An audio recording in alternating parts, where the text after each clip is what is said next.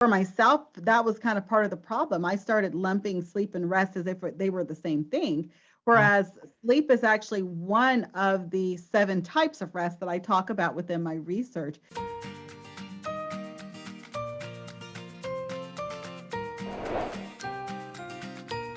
Dr. Saundra, I'm so happy that you're here. This is one of the most important topics that doesn't get enough conversation, I don't think. And I have to be honest, I'm not the best. I'm not the best person to talk about rest because I struggle with it. But thank you for being here. Oh, my pleasure. And honestly, I'm not a great rester either. That's why I had to do research on it and figure out kind of how to incorporate it in my life. Wow. Okay. So tell us a little bit about it. I want to get to this idea of sacred rest and the 7 kinds of rest. And you have so much input through your research and also through your history as a medicine practitioner, an internist, and there's so much information to gather from you. I think in general, most people think that if they get 6 to 7 hours of sleep a night, that they're fine. I know some people that function on 4 to 5 hours. I don't know how they do that because I am a crazy person. If I get like 6 hours or even 7 hours, sometimes I feel like I need 8 or 9, like I'm doing something wrong. So just tell us in general, what's a good goal, or, what we should be getting with our rest each night. Yeah, well, let me just start with that in general, because really I kind of disassociate sleep and rest from kind of being the same conversation. I think for myself, that was kind of part of the problem. I started lumping sleep and rest as if they were the same thing, whereas sleep is actually one of the 7 types of rest that I talk about within my research. I think for myself, when I look at sleep, I tend to require more sleep as well, but just like with each of the types of rest, it's very individualized. And I think that's part of the thing we have to kind of determine first is how much sleep actually makes you feel better. But unfortunately, for some people, they have rest deficits in one of the other 7 areas. And because they have a rest deficit in another area, they may always feel tired because sleep alone, just getting that passive physical rest, is not going to solve, let's say, like a creative rest deficit or a social or sensory rest deficit. You are not going to fix that simply with getting more sleep. Oh, wow. So I think that's where we have to kind of almost pull them apart to make sure that we are addressing where the person actually is needing more rest. All right. So that's great information. I've never really thought of a rest deficit versus sleep.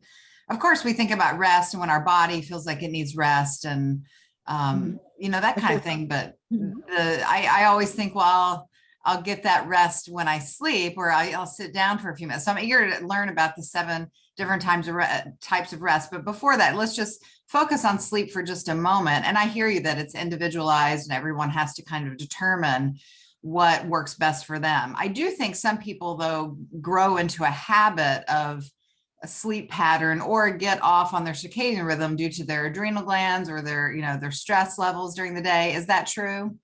Absolutely. It's very easy actually to kind of get to a place where your circadian system is not functioning at its optimal levels. And I think so for most people, the guidelines we say is between 6 to 8 hours, because we find that is the range where the majority of people will feel as if they have gotten enough sleep. That's enough time for most people to get into those deeper levels of non-REM sleep where the restoration actually occurs within the body. However, I do agree there are some people who function very well on less sleep, but those are more the extremes than the norm. And I find that a lot of people, they are only getting 4 hours of sleep, not because that's their optimal level, but that's all the time they allow for sleep. So it's like their body just adapts to that because that's all the time they're allowing. But typically those people all are having additional issues with that because they tend to be a little bit more grumpier, they're more agitated, they tend to be a little bit more on edge. You'll notice that their levels of kind of cortisol in their body tend to be higher. So they have a very kind of quick stress response to any stress because they already are very kind of toxic with cortisol in general because their body does not have that time to kind of wind down and to relax. So what are some of the top health issues that a person might experience if they have long-term sleep deficit? Again, not rest, but sleep deficit. What are some health? Well, one of the main things that we see immediately, and we see this oftentimes even after just that little bit of sleep deprivation that some people get when the time changes in March and they lose that hour. We see an increase in the number of heart attacks and strokes, specifically because of those kind of high cortisol states. Your heart rate goes up, your blood pressure goes up. We see an increase in the number of car accidents because your reflexes are worse. You're more prone to accidents when you actually are more sleep deprived. And so those are some very common ones that we see, not just long-term sleep deprivation, but even with short-term sleep deprivation that week following losing that 1 hour of sleep. Well, I know for me, if I don't sleep well, or if I don't sleep long enough, one of the first things I notice the very next day, obviously I'm tired and yeah, maybe agitated and that kind of thing, but I feel like I can't get enough to eat. And I just want to eat all day long. And I want to eat primarily sugar, and nothing is satisfying me for the entire day. Is that common? Well, I think our bodies are trying to figure out, how do I get some kind of energy in me immediately? And so sugar is a quick level of energy. And so, that's a way of getting the body some energy fast. Also, a lot of people kind of go to caffeinated products. That's why, there's a lot of high energy drinks you can buy really anywhere. In every gas station has them, to try to help quickly rev people back up. And I think, I have nothing against coffee and or any of those drinks, but we can't make that our crutch, that our immediate go-to for energy, because they wax and wane consistently throughout the day. You're going to want to have an ability to kind of keep yourself at a sustained level of feeling energized. And that really comes from those restorative processes we do when we are resting better. Yeah. Okay, so I guess the next question I have, and these are kind of personal, as you can tell, but I've heard that it matters what time of day that you sleep. And this is one that I often struggle with, because I'm a creative person and I tend to have a lot of energy when I sleep well, and I don't want to miss things at the end of the day, and I end up staying up. And of course, I probably have a phone addiction like everyone else, or Netflixing, or just thinking, or listening to music, whatever. I just want to. There's a little girl inside of me that just wants to stay up all night long every night. So I've tended to press into falling asleep later, and kind of across my whole life, it's been my tendency to want to fall asleep later and then sleep a little later. I find that in the mornings, I get some really deep sleep. However, if I go to bed earlier than I usually do and wake up earlier, I feel better overall. So it doesn't matter when you sleep. Can you help all of us feel good about our patterns? Well, the thing is, you may have to make some adjustments in your sleep environment to complement your patterns. I would put it that way, because often the reason that we feel like we sleep better during the late hours of the night is because your circadian rhythm is dependent on the amount of light that your body's experiencing while you sleep. So if you're in a room that you may have curtains that don't really black out your room. So if you go to bed when it's dark outside, you're going to have that darkness that's going to assist your circadian system to be able to kind of get in rhythm. Whereas if you're going to bed later, well, by the time you wake up at, let's say 9, 10 o'clock, the sun's out, the room's infiltrated with light, you're not going to get as deep sleep, because whether your eyes are closed or not, the membrane of tissue that's over your eyes when it's closed, that little bit of lid, does not block out all light. And so your body still can tell it's daytime. Mm-hmm. And so it's not going to get into those deeper levels of non-REM sleep, because it's aware that there's light around and that we've shifted into a different part of the day. So if that's you, then you would have to kind of be aware, I need to get blackout curtains, because I have a lot of patients that their jobs may have them working night shifts or day shifts. Nurses do this a lot. So they're having to sleep in the middle of the day. And if that's the case, you need blackout curtains so that you can get your circadian rhythm to process, I'm in a blacked out room. Yeah. And that's what's going to actually help it to recognize this is a safe time to go deeper into levels of sleep. So it's okay to sleep later as long as you support your environment to. Right, because if you don't, your body's going to respond to those changes as the day comes, whether you're wanting to wake up or not. You're going to start kind of coming out of deeper sleep into those lighter levels of sleep. That's why a lot of times people will say, well, I can sleep till 10, but those last couple of hours, I'm kind of just tossing and turning. Chances are that's because your body has already sensed that this is daytime, whether you're trying to keep staying asleep or not. Well, I've got a hack for that, and I'm just going to do a free plug right now for Bucky's eye masks, because if you wear those masks, it completely blocks everything out. There's room for your eyes to your eyelashes and everything. There's no pressure. And that's what I use because I lived in the city for so long. I have earplugs and the eye mask, and it works great. But what about going to sleep earlier? Is there a health benefit to going to bed at 9 or 10, or is it okay to stay up until 11 or 12 or 1? What do you think? It's more, I feel like it's more the total number of hours slept, more so than the time that you go to bed. Okay. I feel like there is some benefit to having some consistency. So, someone who's sleeping, they go to bed at 8 tonight, and then the next night they're going to bed at 1 a.m. and the next night they're going to bed at 10, and kind of jumping all over the place. There is some benefit to having some type of consistency, just because the body kind of gets into a certain pattern of expectation, kind of what to expect at nighttime. And, not that has to be so regimented that 10 o'clock, flick everything off and go to bed. I always say have sleep windows. There's a lot of talk now just in the health community about feeding windows and, all of these things. When do we eat? When do we not eat? When's the best time to eat to kind of keep calories under control? I feel like it's the same way with sleeping. We should all have kind of sleeping windows. I go to bed usually somewhere between 10 o'clock to 11 o'clock. Some days it might be 10:05, other days it might be right at 11, but that's kind of my sleep window of when I tend to go to bed. And then you have a waking window. What is the general time frame that you wake up, and when you get up during that time, you feel good. You generally feel like you've gotten enough sleep. So I think that's something every person, just like with feeding windows, kind of has to determine what's a window that works for me, for my lifestyle, for my schedules. Yeah.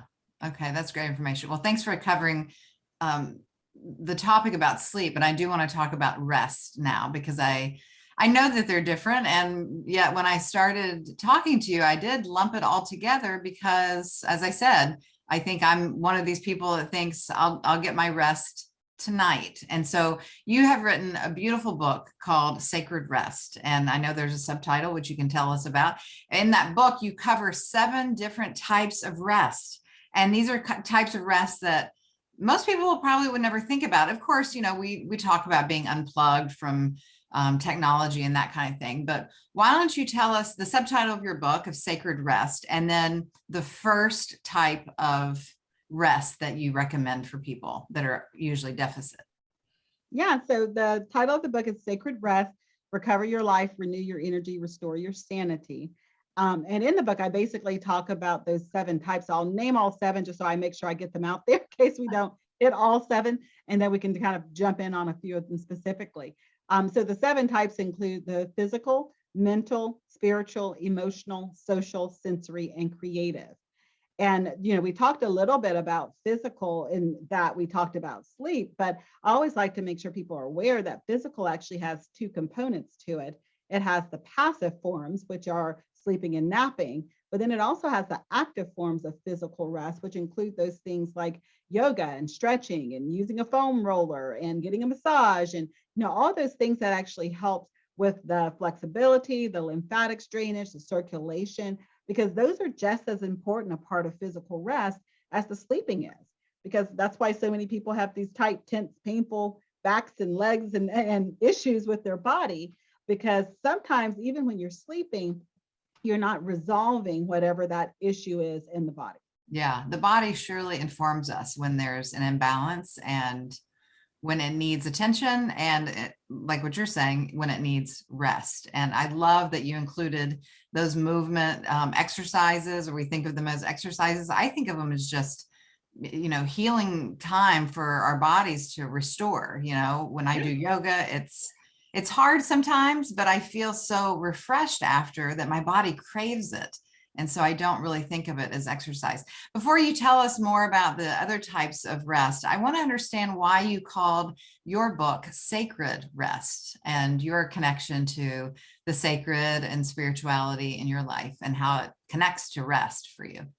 Yes, absolutely. And I just want to hit on also one of the points that you made about the activities, thinking about them as exercise versus thinking about them as kind of restoration. I think that's really kind of the mindset shift that I ask people to make, is Mm, that rest equals restoration. It's mm. those restorative activities that you do to pour back into the places that have been depleted. And so when I was, kind of looking at this whole concept and the research and kind of thinking about why is it that this is so hard for most of us, particularly those of us who tend to be high achievers. We're natural doers. We're always kind of have our hand at something and always active. I think what I had to learn for myself is that I had to put value on rest, the same value, or at least some value, because I was putting no value on it, some value on rest to show that it was beneficial, that it was worthy of my time and my effort. And Mm. so, when we think about things that are sacred, they're things that we cherish, we make space for, we carve out time for. And I needed to do that with rest. I needed to allow it to have space in my life. And I needed to see that as something as being treasured that I was going to protect. That I wasn't just going to, oh, well, if I have time, then I'll, fit in these rest activities, but really seeing it as a huge part of what I was needing to be able to get to a better place, to get to a healthier mind, body, and spirit. Yeah, I see. That's beautiful. I think of rest. Well, we know it, that the body craves it, but so does the mind, and so does our emotional body and our spirit. And it really is the ultimate healer. When we feel down, one of the first prescriptives is get rest. When our body's struggling with something, get rest. When we're mentally challenged, we need meditation, rest, a nap, some kind of creative outlet or something. So this ultimate healer, you're right, it really deserves to have a specific value, a time and value carved out. And it's hard for us to think that way, and especially in our society, because we just fill our days and we're either going mentally, we're going physically, we're going emotionally, and we're just doing chores, and there's not a lot of built-in time for rest. So thank you for expounding on that. Yeah, I always say rest is probably the most underused chemical-free alternative therapy that's out there because, we're quick to kind of, oh, I need a sleeping pill just to make me sleep better. Oh, well, I need a muscle relaxer because my muscles are tight. And as an internal medicine physician, obviously I write medication, so I'm aware there's a time and place for all of these things. But I find that sometimes we run to fixes rather than actually taking time for rest. Yeah. I hear more and more people talk about waking up with anxiety. And of course, I do a lot of emotional healing work, and I've experienced anxiety in different stages of my life. This idea of waking up without even engaging with the day, waking up with anxiety or going to sleep with anxiety. It sounds to me that a person that's experiencing that likely has a rest deficit in one of these ways you're about to share with us, instead of a sleep issue or some other kind of pressing issue. Obviously they've probably created a pattern of their overthinking and worrying and stressing and so forth. But why don't you tell us about another stress or another rest type of rest? We have physical rest, and what other kind of rest? Yeah, so this person you're describing could be experiencing one of two. One is a mental rest deficit, which specifically someone with a mental rest deficit has a tendency to ruminate over information and thoughts as they're going to sleep. So this is the person who they're exhausted, they lay down and they want to go to sleep, but they can't get their headspace to shut up. Or they have trouble focusing. They're wanting to focus on something or be mindful in the moment, and as if their head wants to go in 1,000 different directions at the same time. Unfortunately, the way the brain tends to work is if you have a thought that you carry with you into your sleeping hours, you lay down, your head's thinking about something, worrying, whatever it may be. And as long as you're ruminating over that thought, it's basically telling the brain, hey, this is so important. I don't want you to forget it. So the brain keeps kind of turning that thought over and over again in an attempt to make sure that you don't lose it. And so sometimes what happens is you actually never get into that deep stage 3 and 4 non-REM kind of restorative rest where your body actually heals. You stay in those lighter stages of kind of 1 and 2 non-REM sleep where you're still processing. your brain never actually quiets down and does any healing. It's just still processing. So if you're still processing, it'd be very easy to wake up kind of thinking about whatever that thought is, because it really never cleared. It never processed out of your mind. And I think, for a lot of people, that's important to kind of be aware of. The other type of rest that can be engaged with that is emotional rest, because emotional rest is the rest we experience when we have those times in our lives when we can express our true kind of authentic feelings. We can be vulnerable about what our true emotions are. And a lot of people carry an amount of emotional labor that keeps them kind of unrested. They're constantly carrying their feelings and not really feeling like there's any safe place or safe people to release those to. And in those situations, sometimes you can be carrying an excessive amount of emotional labor. And the only time that feels safe to process it is in your own head, because you don't really feel like there's anyone else you can process it with. Right. Now, if that's you, one of the things that may help both the mental rest deficit and the emotional is actually writing down what you feel on something concrete, whether that's a journal or, just a Post-it note, just some way of getting it out of your headspace onto something concrete, because then it gives the brain permission to release it. The brain knows it's in a safe location. And I always tell people, don't write down the trauma or the drama, like whatever that is that's making you anxious. Write down how you feel about it, because that's actually where the healing comes. It doesn't come from the regurgitation of the pain, but it comes from the processing of what the pain has done inside of you. Yes, I couldn't agree more. And this is a lot of work I do with clients, that figuring out the why and having cognitive awareness and, rational understanding about what's going on in the drama, as you say. It's helpful to rationalize or look at the situation to understand, but it does nothing for that emotional rumination or the repressing of our emotions and our stress levels. So I'm so glad to hear you say that. I want to back up just a second about the mental rest, though, because I want to hear from you. My listeners are used to hearing from me about what I would suggest for mental rest, but what would you suggest of how people can include more mental rest during their days, not just before nighttime, but during their days every day, to make sure they carve out some good time, aside from writing our thoughts down, which is a great technique. So mental rest has a couple of components to it. So some of the things I recommend would be classified, I guess, kind of as mindfulness techniques, really just kind of focusing your thoughts. I feel like the majority of us struggle with mental rest because we spend an excessive amount of time multitasking, either whether we call it that or not. But we're constantly kind of scattering our thoughts in multiple different ways rather than focusing our attention on a specific task and getting it done. So one of the things I tend to recommend a lot with clients or when I'm working with companies is looking at time blocking certain mentally draining activities so that you're not kind of trying to do it while doing 10 other things at the same time. On those things that are mentally draining, you're putting all of your mental attention into doing them within a certain time block. Now, you may have multiple time blocks throughout that day, maybe 2 or 3, depending on how involved your job is with that one mentally draining activity.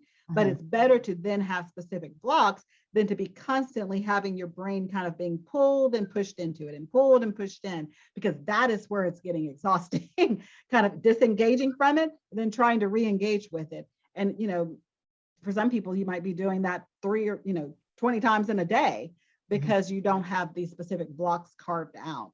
Another one is a type of mindfulness technique that I recommend if people have a tendency to kind of can't seem present and in the moment. Let's say you're at your child's soccer game or something and you're thinking about your inbox. You're there, physically there, but you're not mentally actually in the moment. I call it a mental word chair. You basically think of the word that you want your brain to be seated in. No different than if you had a 5-year-old and you said, hey, have a seat here, I'll be right back. The 5-year-old gets up, runs around the room. You have the discipline to get back into the chair. Well, we can do the same thing with our brain.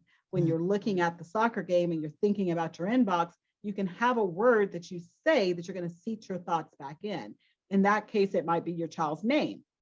So your brain tries to go down the rabbit hole. In your head, you say your child's name and you seat your thoughts back at whatever it is you're trying to focus on. It could be work, it could be family, whatever it is you're trying to direct your attention to kind of bring it to discipline the thoughts back to the place where you want it to be. Okay, those are great tips. I also like to, obviously make lists. I'm a big list maker, but what I've noticed sometimes with the list is I'm starting to get into that rumination or the going back to it back and forth because it's not getting done. So I'm really working on writing the list and then I don't want to say tackling it, but just doing the thing that I'm thinking about doing. If I have the moment right then to do it, just to go ahead and do it instead of thinking about doing it and thinking, oh, I need to call so-and-so. The moment that I have the thought, I just go ahead and text or call that person, knowing that this works really well if you have some time blocking going on, knowing, at 4 o'clock, 4 to 6 o'clock, I'm going to manage writing and return emails and whatever is in that time block. So right now I do have 30 minutes. I do have an hour instead of putting it off for later. Oh, I can't forget to do this, or I shouldn't forget to do that. And that I just go ahead and do it, or initiate the process of doing it, leave the voicemail, collect the things that need to be returned to the store instead of this constant attachment to it. So I hope that's a good method. I don't know. Yeah. You can tell me. I do like lists. For some people, lists can almost become toxic. So it kind of depends on the person's personality. Some of the clients, executive clients specifically that I work with, what I find is that they are not good with lists. Lists become like a taskmaster to some of them. It's almost like I got to get all these things checked off my list. And so I usually for them will have some parameters around the list, like the list can't have more than 5 things on it.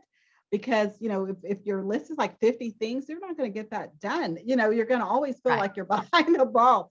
So for some of them, their list, I max out at 3 because just looking at their work schedule, there's just no space for even thinking you're going to get more that's not scheduled in. And for some of them, that is actually what I recommend. If there's something that is so important that you're wanting to put on the list and you're like, I really got to get this done today, schedule it somewhere. Go ahead and actually put a 30-minute block of time on or whatever it is that's going to take to do that on your schedule, and schedule it in just like you would anything else. Because once it's on your schedule, for most of us, we flow with our schedules. Yes. And so if you don't put it on the schedule, then you're hoping basically that you're going to get to that thing on the list. Yeah. You're not actually really kind of dedicating any space for it. Right. And so that's what I tend to recommend. If it's really something that you really want to get done, just go ahead and put it on the schedule. Yeah, that's good. Yeah, I think my list is kind of my schedule when I come to think of it, because there's so many moving parts. Of course, I think meditation is great for a person who can challenge themselves to sit in a stillness, or guided meditation and breath work. And I really find a lot of mental clearing in music when I'm listening to music, playing music, dancing to music, and it just allows me to completely check out from that stress of things I need to be doing. So another one of your kinds of rest that you mentioned is sensory rest. Tell us about that. Yeah, and before we get off of music, if you don't mind, I'd love to touch on creative rest, because that actually is something that we use for creative rest, and then we can go into sensory. But creative rest is the rest we experience when we allow ourselves to appreciate beauty in whatever forms, whether that's man-made beauty like music and art and theater and dance, or if it's natural beauty like the ocean, the mountains, the trees, those types of things. And so when you said that about kind of listening to music and feeling like there's kind of this restoration, this restorative or restful process to it, I 100% agree. And I feel like a lot of people actually don't see the value in creative rest because they don't consider themselves to be creative. They don't feel like I'm not an author or a musician or something. Right. But really, if you do any kind of problem solving, which is everybody, basically, if you have to think outside of the box, if you have to be innovative in any way, you're using creative energy. And so a lot of people have creative rest deficits because they are using a lot of problem solving energy, but they don't consider themselves to be a creative. So they don't actually see that as a part of themselves they have to pour back into. Interesting. Okay. So I think you're starting to speak my language, because I feel like I'm constantly creating. I'm constantly putting out content. And I know a lot of people in this day and age that work for themselves, or entrepreneurs, or are artists of some sort. There's a tendency, especially with social media, even if you aren't an artist or self-employed, social media is one of those places where we're creating reels, we're putting up content, we're taking pictures. And so I can really imagine this sense of creative rest being in deficit. And so I hear you say, listening to music, seeing beauty, going out in nature, taking in the arts in some way helps to restore that creative deficit. I guess my question is if I'm doing those things regularly, and as I mentioned, the music tends to help me with the mental rest, maybe it's the creative too. Is it hitting both aspects for a person? Could it be hitting both things at one time, or do we need to separate the idea of the types of No, rest? you actually do not have to separate, because sometimes you actually can be getting, I'll give you this example. Occasionally I'll get these emails from people that'll say, hey, my spouse is out here jogging or cutting wood or something like that, and says that he's getting rest. How is it possible he's getting rest when he comes in all sweaty? But when in speaking to the person who's saying that, they're like, yeah, when I'm doing this, I can clear my thoughts, I can kind of focus my attention. And the thing is, physically, they're not getting rest. Physically, they're out jogging. But during that process of jogging, for some people, that is the time that they actually focus on breath work. They're focusing on their breathing. They've narrowed their attention down to breathing and cadence. And because they've narrowed their attention down to something so finite, they're actually getting that mental rest during those moments, because everything else is cleared out because they focus so tightly down. And if they're doing that outside, they might be in the process kind of appreciating the birds that fly by or the flowers that are on the path. And so you can be getting multiple different types of rest while even being active in another way. Okay. It's very intentional. It's intentionally looking at what is being restored in this moment. Yeah. I was going to say, it seems like we could spend our whole day trying to meet all 7 areas of the rest. We wear our bodies out, and now we need physical rest, and then we wear our minds out, we need mental rest. But I hear what you're saying. So there's certain activities for a person, and that's very individual for, I guess, a person's likes and passions and desires, and just what helps them. Some people find rest in cooking. To me, that is one of the biggest chores in the world. So, but if that's restorative to someone else, then that's perfect for them, I'm sure, right? Yeah, it's a matter of really being self-aware of what pours back into you. You have to be it's a bit of diagnosis. First, diagnosing where am I pouring out, and that's leaving me feeling depleted. And then what are the things that pour back into that area that make me feel restored in the area where I'm expending energy? Right. Okay. So tell us about sensory rest. What is that? Yeah, sensory rest is the rest that we experience when we downgrade some of our sensory input. So everything within our day has some level of sensory input, the lights, the sounds, the smells, all of those things. And so we do have to be aware of the amount of that we're consuming within a day. For example, a lot of times people are not aware of how bright it is maybe in their workspace, or the background noises, our phones ringing, are you hearing other people's conversation? Is the elevator dinging off and on all day long? And the issue with that is whether you are consciously aware of the surrounding sounds, your body is still aware of them, and your body is responding to it. And so what we find is a lot of people have sensory overload type symptoms, but they're not even aware that there are things in their environment that are provoking that. And what we find is that many times when somebody has like a sensory overload symptom, they respond in the same way we did when we were 2 years old. You take a child to the birthday party, they are great the first hour at the party. 2 hours in, they're screaming their head off, having a full temper tantrum, pounding their fist in the ground because they're sensory overloaded. Well, when you get older, you don't have the temper tantrum, you just bite the head off your assistant, or you're snappy at the bartista who gets your order wrong.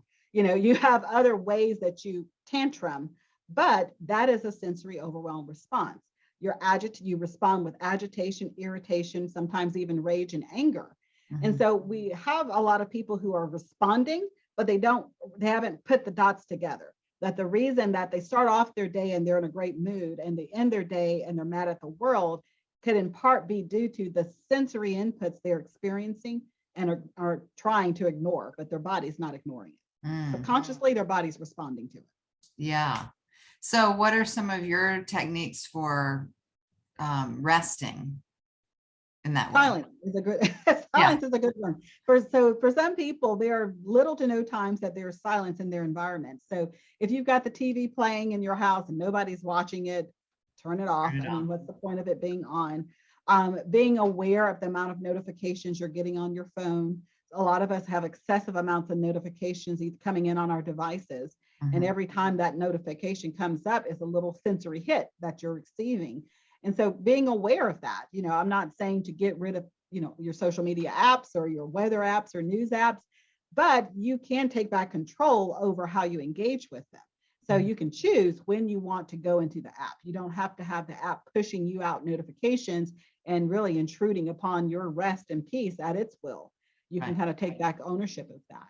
Yes. Social media fast. I love having maybe a weekend where, I always say Saturday and Sunday, because usually Monday through Friday we're doing work, right? So Saturday and Sunday where you don't go on social media, and you assume the world will keep spinning even if you don't check Instagram and Facebook.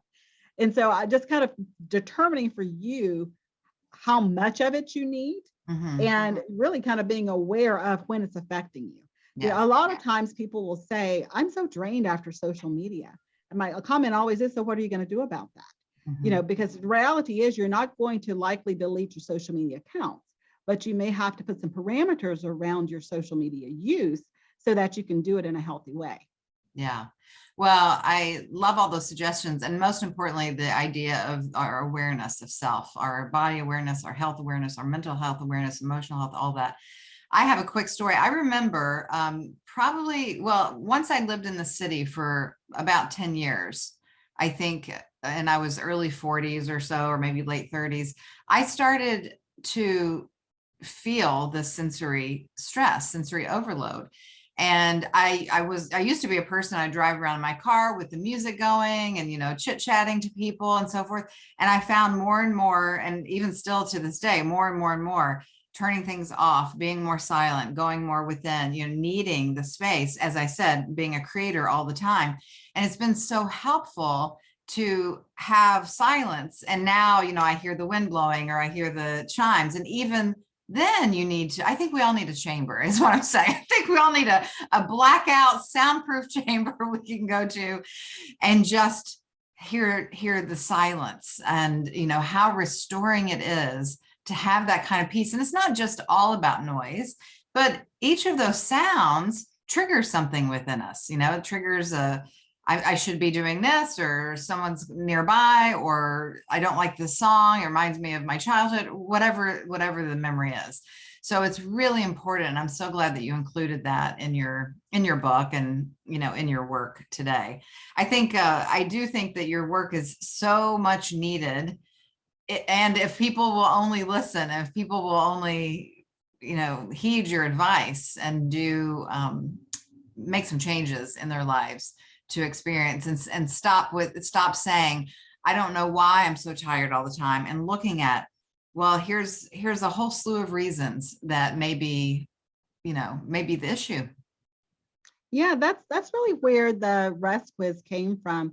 We have a free assessment at restquiz.com, and the reason that really was developed, because that was the number one thing I kept hearing people say. Well, I understand there's 7 types of rest, but how do I know which one I need?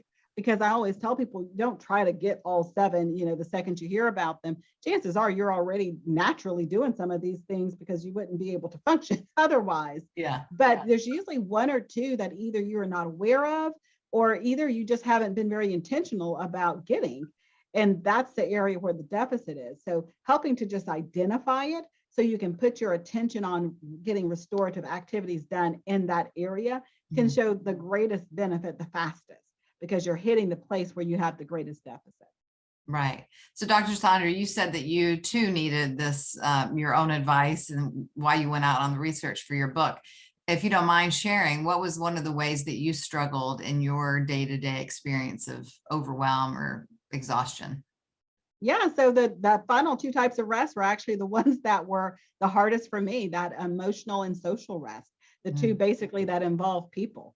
Emotional rest being the rest we experience when we allow ourselves just to be very kind of real, raw, and vulnerable with someone.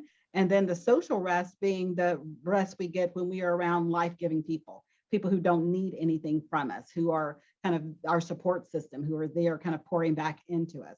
As a physician, most of my time was spent with people who needed things from me. I was Yeah. constantly pouring out socially and emotionally with other people, kind of helping them process through their own issues. And so I had not really taken into account my own need to have to do that. And so got very out of balance in those two types of rest, and just really had to kind of identify, first of all, who are the people in my life that are life-giving, that don't necessarily need anything from me, who I just enjoy spending time with. And then prioritizing some of those relationships, because it's very easy to prioritize the relationships that need you, because they're usually louder and more demanding. You know, they put requests on your time. Those people who don't have requests on your time, you have to make time for, and have to create room in your life for those experiences. Yes, I'm so glad to hear you say this. And there's so many people, you know, caregivers, people that work in the medical field, therapists, people like myself who are constantly serving other people. And there's quite a bit of, I don't want to call it drain because I love what I do, but I do notice that the similar thing is needing to be around people that don't need anything from me. I recently was telling this therapist I started going to and doing some new body work. Sometimes when I feel like I'm starving for a drink of water, a hug, a connection with someone that doesn't cost me anything. That's the way I said, that doesn't cost me anything. Time, energy, money, anything, just an equal exchange. And I actually, you know, tell some friends, I had one friend, she said, why don't we talk about astrology? Why don't we talk about spiritual things? Why don't we? And I said, I need a friend. I'm doing that all day long. And if you want to do that, we can shift our friendship and include some of that. But I need to just be me and have fun and talk about everything else, you know? So I'm really glad to hear you say that. And I hope that you found good balance for yourself in the recent past. Yeah, and you know, that's the interesting thing, that the two people who became kind of my social rest people, I'm on the East Coast, one's on the West Coast, and the other one's in Canada. You know, so don't feel like there's some type of limitations to how that has to work. A couple of times that, you know, usually at least once a year, we get together and have like a real girls' time together where we're face to face. But most of our interactions are done virtually, either through, you know, Skype or Zoom or WhatsApp or one of those type of things where we can see each other. We can get the power of presence. We can actually experience each other that way. But the benefit of that is really the connectivity. It's the being able to just be who you are without feeling like you owe anybody anything. Yeah, that's great. Well, Dr. Saundra, I'm so happy to talk with you today, and thank you so much for your work. And I will be learning more and more about that, and turning other people on to your research and what you do, because I think it's vitally important. As I say, I do believe that rest is our ultimate healer.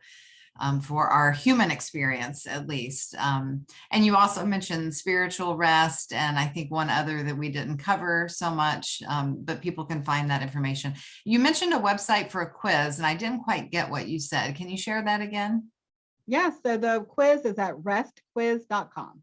Restquiz.com. Okay, super. That's correct.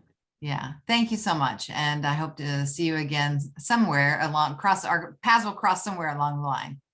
Absolutely. It was a pleasure. Thank you.